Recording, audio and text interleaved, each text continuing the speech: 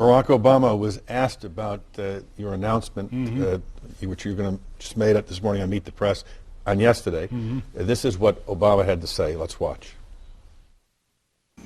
He had called me and I think reached out to my campaign. My sense is that Mr. Nader is somebody who, if you don't listen and adopt all of his policies, thinks you're not substantive. He seems to have a pretty high opinion of his own work. In many ways, he is a heroic figure, and I don't mean to diminish him, but I do think there's a sense now that, if somebody's not hewing to the Ralph Nader agenda, then you must be lacking in some way. Well, first of all, compare my website, votenader.org, and all the issues that Mr. Obama and Senator Clinton and Mr. McCain are not addressing, that are supported by a majority of the American people. A majority of the American people support these issues. They want foreign and military policy not just to be an aggressive military situation, but Senator Obama is a person of substance. He's also the first liberal evangelist in a long time. He's run a brilliant tactical campaign, but his better instincts and his knowledge have been censored by himself. And I'll give you the example of the Palestinian-Israeli issue, which is a real off-the-table issue for the candidates. Oh, don't touch that, even though it's central to our security and to the situation in the Middle East.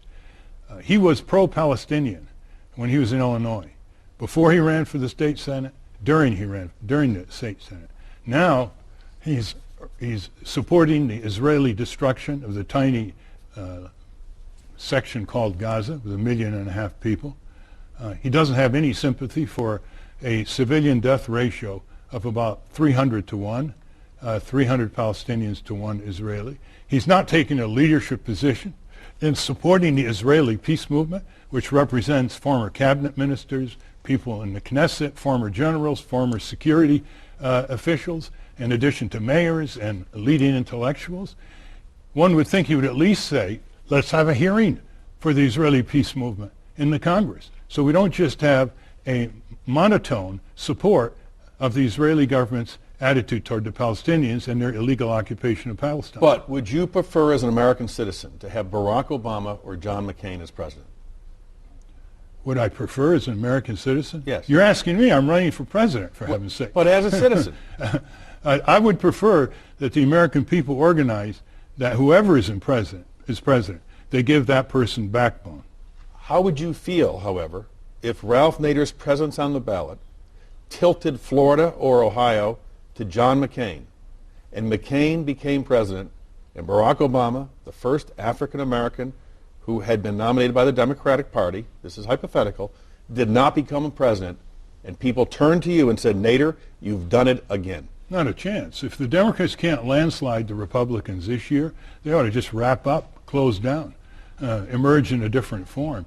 You think the American people are going to vote for a pro-war John McCain, who almost gives an indication that he's the candidate of perpetual war, perpetual intervention overseas? You think they're going to vote for a Republican like McCain, who allies himself with the criminal recidivistic regime of George Bush and Dick Cheney, the most multiply impeachable presidency in American history?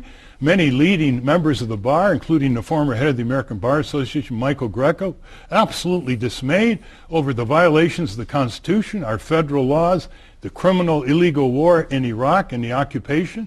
There's no way. That's why we have to take this opportunity to have a much broader debate on the issues that relate to the American people. As a fellow in Long Island said recently, Mr. Sloan, he said, these parties aren't speaking to me. They're not speaking to my problems, to my family's problems.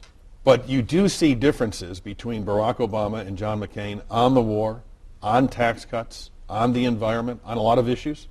Yeah, there are differences, obviously. The question is not whether there are differences verbally or what they put on their website. The question is, what is their record? Senator Obama's record has not been a challenging one. He's not been a Senator Wellstone or a Senator Aberesk or a Senator Metzenbaum by any means. He has leaned, if anything, more toward the pro-corporate side of policy making. The issue is, do they have the moral courage? Do they have the fortitude to stand up against the corporate powers and get things done? Yes, get things done for the American people.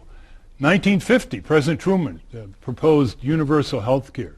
We still don't have it. We have the worst tax system, perverse incentives that rewards the speculators on Wall Street. Why aren't we taxing speculation on Wall Street instead of heavily taxing human labor and sales taxing necessities like food and appliances and furniture and clothing? There's no debate on this. William Hartung, the independent military analyst, wrote an article the other day saying there's no debate on the bloated military budget, on how best to defend this country without breaking the federal budget and putting huge deficits on the backs of our children and their grandchildren. We need a shift of power from the few to the many. And always in American history, every social justice movement was a shift of power from the few to the many. Maybe the slogan should be, power to the babies.